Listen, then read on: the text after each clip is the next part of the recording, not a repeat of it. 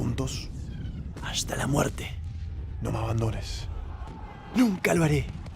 ¡A la carga! ¡El oro! ¡Hay que salvar el oro! ¡No me juzguen!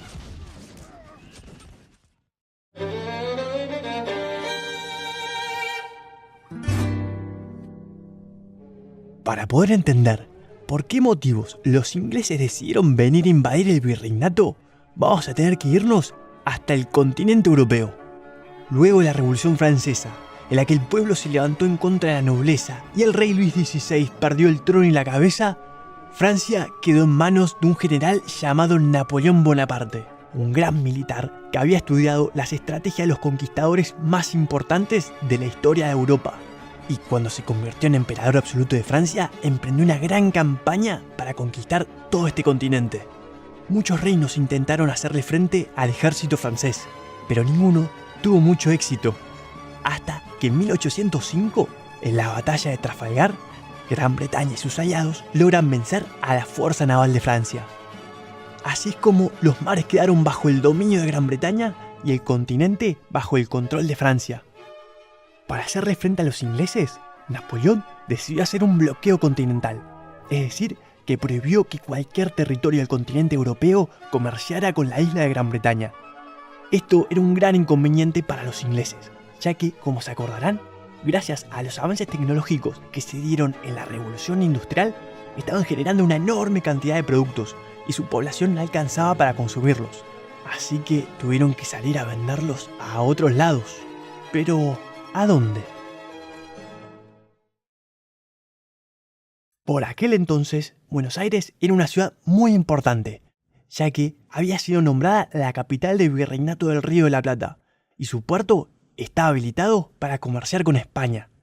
La ciudad se había transformado en un punto estratégico para comerciar con todo el virreinato. Esto atrajo la atención de Gran Bretaña. Los ingleses creían que si les ofrecían la independencia de España y la eliminación del monopolio comercial serían bien recibidos por los criollos, pero este no fue el caso.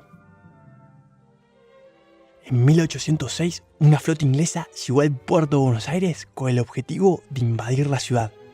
El virrey Rafael de Sobremonte huyó con el tesoro real y dejó a la ciudad desprotegida. Esto le permitió a los ingleses tomar Buenos Aires sin mucha resistencia. Durante 46 días, los ingleses ocuparon aquel territorio, hasta que los vecinos de la ciudad y sus alrededores se unieron y emprendieron la reconquista. El pueblo, comandado por Santiago de Liniers, un militar de origen francés, logró vencer a las fuerzas extranjeras y recuperar la ciudad. Después de estos hechos, los habitantes de Buenos Aires, descontentos con el accionar de Sobremonte, convocaron a un cabildo abierto para quitarle el mando al virrey y dárselo a Liniers. Este comenzó a organizar las milicias de la ciudad. Se crearon distintos cuerpos de combate, como el cuerpo de patricios, formado por criollos, y el batallón de pardos y morenos, formado por esclavos y nativos. Un año después, en 1807, las tropas inglesas volvieron al Río de la Plata, pero con un ejército mucho mayor. Luego de tomar la ciudad de Montevideo y vencer las primeras resistencias de Liniers, se dirigieron hacia Buenos Aires. Sin embargo, los habitantes de esta ciudad no se iban a rendir tan fácilmente. Martín Álzaga, que era el alcalde de Buenos Aires, organizó la defensa de la ciudad. Se cavaron trincheras en las calles y se levantaron barricadas en todas las esquinas. Se prepararon día y noche para enfrentar a los invasores. Cuando los ingleses entraron a Buenos Aires, la resistencia en las calles fue feroz. Los locales lucharon durante 2 días enteros, hasta que el general inglés John Whitelock terminó por rendirse y abandonar sus intentos por tomar Buenos Aires. Más adelante, John Whitelock dirá: No hay un solo ejemplo en la historia, me atrevo a decir, que pueda igualarse a lo ocurrido en Buenos Aires, donde sin exageración todos los habitantes, libres o esclavos, combatieron con una resolución y una pertenencia que no podía esperarse ni del entusiasmo religioso o patriótico.